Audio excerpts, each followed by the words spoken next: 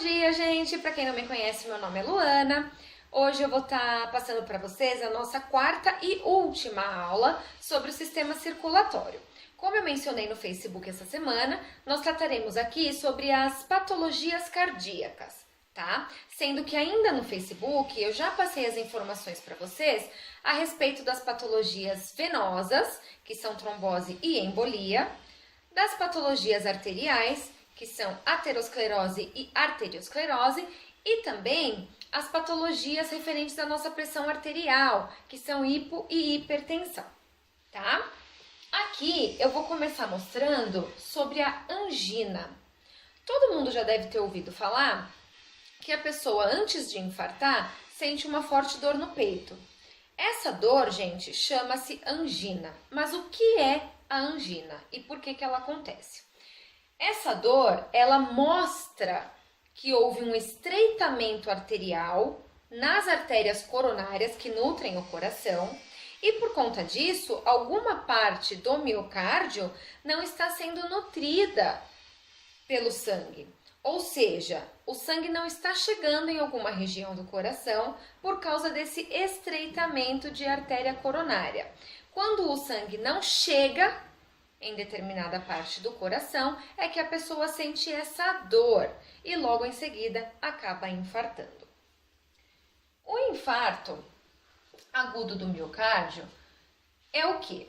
Infarto nós podemos considerar morte ou necrose. Miocárdio é o músculo cardíaco.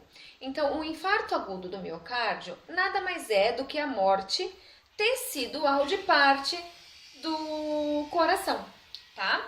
Aqui nós temos representados uma artéria coronária com aterosclerose, ou seja, placas de ateroma que estão obstruindo o calibre dessa artéria. Como eu falei, artéria obstruída, dificuldade na passagem sanguínea. Às vezes obstrui tudo, o sangue realmente não passa nada para o órgão, independente de ser o coração, o pulmão, isso acontece com todos os órgãos do nosso corpo, mas aqui nós estamos nos referindo especificamente ao coração, por isso que estamos tratando de artérias coronárias. Então, obstrução parcial ou total por aterosclerose em artérias coronárias geram dificuldade do sangue passar por elas, chegando para nutrir o coração. Quando o sangue demora, e às vezes quando a obstrução é completa ele não chega até o miocárdio, acontece a angina, que é a dor precordial ao infarto agudo do miocárdio, e logo em seguida ocorre a morte tecidual de parte do coração, que nesse desenho está representado aqui no ventrículo direito, certo? Então vocês podem ver que essa parte destacada em roxo seria uma área de necrose cardíaca. O que aconteceu? Essa região morreu por falta de nutrientes, principalmente glicose e oxigênio, que nós carregamos no sangue para gerar energia no nosso corpo, certo? Por falta desses nutrientes, essa parte do coração não conseguiu trabalhar, ficou um certo tempo sem receber oxigenação e morreu, ok? Então, nada mais é o infarto agudo do miocárdio do que a morte de parte do tecido cardíaco. Tudo bem até aqui? Agora eu vou falar para vocês sobre insuficiência cardíaca congestiva. Como vocês podem ver na própria imagem, nós temos a figura de um coração extremamente cansado, que é o que significa insuficiência cardíaca congestiva. Insuficiência cardíaca o coração não está fazendo o seu trabalho corretamente. Congestiva por congestão, por excesso de sobrecarga. Então, assim, é a mesma coisa quando a gente pratica atividade física. Se você está habituada a correr 6 km em 30 minutos e passa a correr 9 km em 30 minutos, você vai se cansar muito mais fácil e rapidamente. Isso acontece com o coração. Se você sobrecarrega ele, chega uma hora que ele cansa e aí ele deixa de bombear corretamente o sangue para o nosso corpo.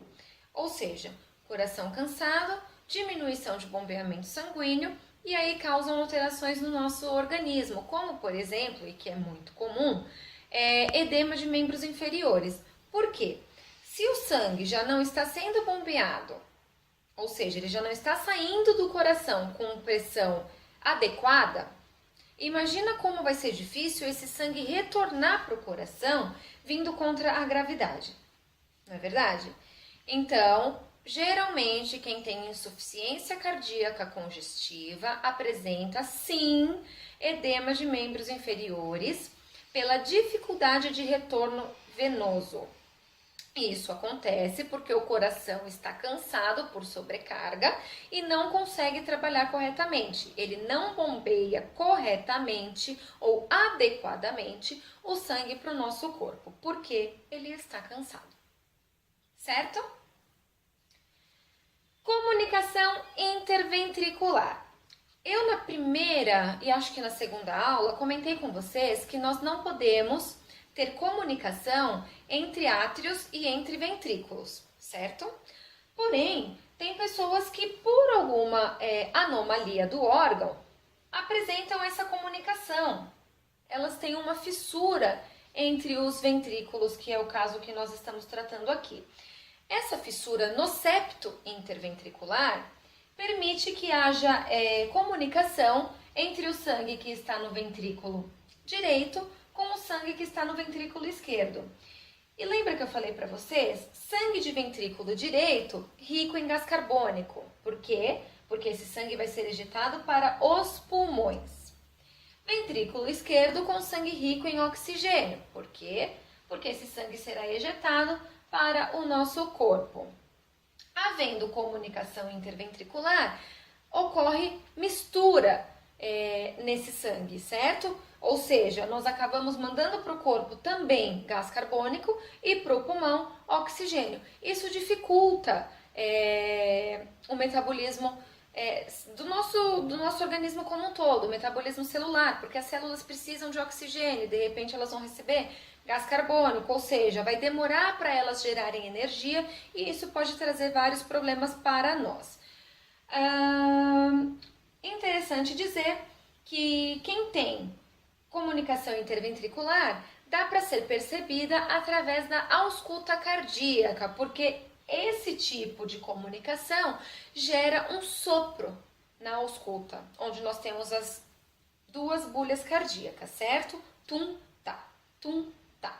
Então, além do tum, tá, quando a pessoa apresenta comunicação interventricular, nós ouvimos um sopro na ausculta. E aí ela tem que procurar um médico, certo? Nós temos também o prolapso de válvula mitral. Aqui nós temos um coração, onde nós mostramos para vocês a válvula mitral, que está localizada no ventrículo esquerdo, entre ventrículo e átrio esquerdos, certo? E o que a válvula mitral ela faz? Ela permite que o sangue desça do átrio para o ventrículo.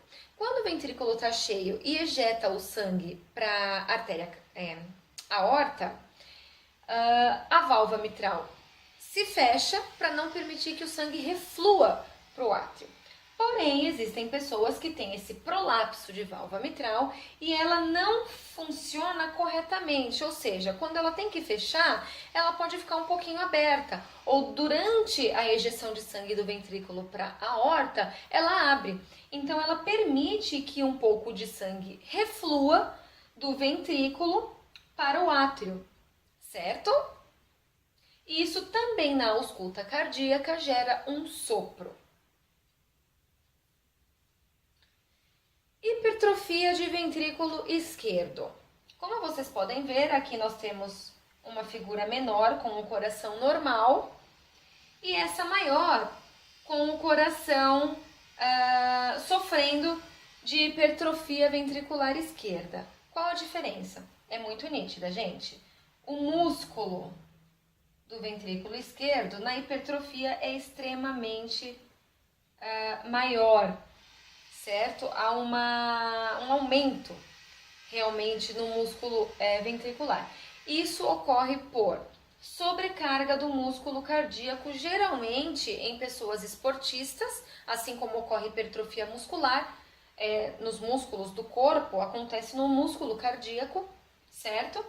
e também na hipertensão, porque você sobrecarrega demais o coração, ele tem que fazer muita força, muita força para ejetar o sangue para o corpo, né? Porque a pressão tá alta, porque você tá exercitando muito o organismo e aí acontece esse aumento de espessura do músculo cardíaco e isso pode levar à morte súbita, como é o caso que acontece com alguns jogadores em campo, né? Que ninguém entende, o jogador tem a saúde incrível, pratica atividade física, não é gordo, tem alimentação balanceada e saudável, mas infelizmente acontece essa hipertrofia ventricular e aí é um mal súbito, uma morte súbita que causa. E as arritmias cardíacas? As arritmias cardíacas, elas acontecem ou porque a pessoa já nasce com problemas arrítmicos, né, que é no impulso elétrico cardíaco, ou podem acontecer também a partir da pessoa sofrer um infarto agudo do miocárdio. Por quê? Como eu falei para vocês, o infarto agudo do miocárdio, ele é a necrose de parte do músculo cardíaco. Quando o músculo cardíaco morreu, um pedaço dele morreu, o impulso elétrico que sai do nó sinusal, ele bloqueia a sua passagem naquela parte morta, porque é uma parte fibrosada, o estímulo não consegue passar por ali, então ele para lá. E a partir dessa necrose é gerado, melhor dizendo, um novo impulso elétrico. Então a pessoa ela fica com 2 impulsos elétricos cardíacos, sendo que o normal é somente o impulso elétrico sinusal, tá? Então isso gera na pessoa taquicardia, os batimentos vão lá para frente, porque ela tem 2 impulsos ao mesmo tempo. A pessoa pode ter fibrilação, o coração bate tão forte que ele fibrila, ele treme, porque ele está com um impulso elétrico no átrio, saindo do átrio direito, que no caso é do nó sinusal, e está com um outro impulso elétrico saindo do ventrículo direito. Então ele fica assim, fibrilando. Então é isso, gente. Eu acho que, é claro, eu não me aprofundei nos assuntos, nem tem como, porque eles são extensos, nós temos cuidados a serem tomados, prevenções, diagnóstico, né? Mas assim, só para aflorar um pouquinho na mente de vocês, como que acontecem essas patologias dentro do sistema que eu já expliquei como funciona. Tudo bem? Se você gostou dessa aula, deixa a sua curtidinha aqui no vídeo, compartilhe com seus amigos para eles também obterem essas informações e não esqueçam de se inscrever aqui no meu canal para me ajudar e também para ajudar com que eu consiga fazer mais videoaulas. Tá tudo errado.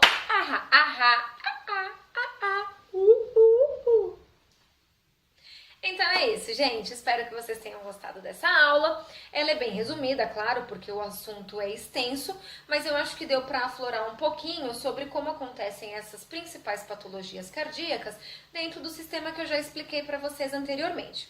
Tudo bem? Então, se você gostou, deixa a sua curtidinha aqui no vídeo, claro. Compartilhe com os seus amigos para eles também obterem essa informação. E não esqueça de se inscrever aqui no meu canal, porque assim vocês recebem as atualizações assim que elas forem acontecendo e me ajudam também, certo? Eu vou deixar na descrição aqui do vídeo o link para minha página no Facebook também, que é Corpo Humano com a enfermeira Luana Roque Molas, onde diariamente lá eu posto informações, certo? Referente ao nosso corpo, é claro. Durante todo esse tempo, desde a criação da página, como eu estava tratando sobre o sistema circulatório, todo dia eu posto uma curiosidade, uma informação, né, a respeito do sistema circulatório. Na semana que vem, que nós daremos início ao sistema respiratório, eu vou postar informações referentes ao sistema respiratório, certo? Então, se você não sabe sobre as patologias venosas, arteriais e sobre as alterações de pressão arterial que envolvem o sistema circulatório, também vai encontrar isso lá na minha página do Facebook, tá bom? Espero vocês na próxima aula e até lá!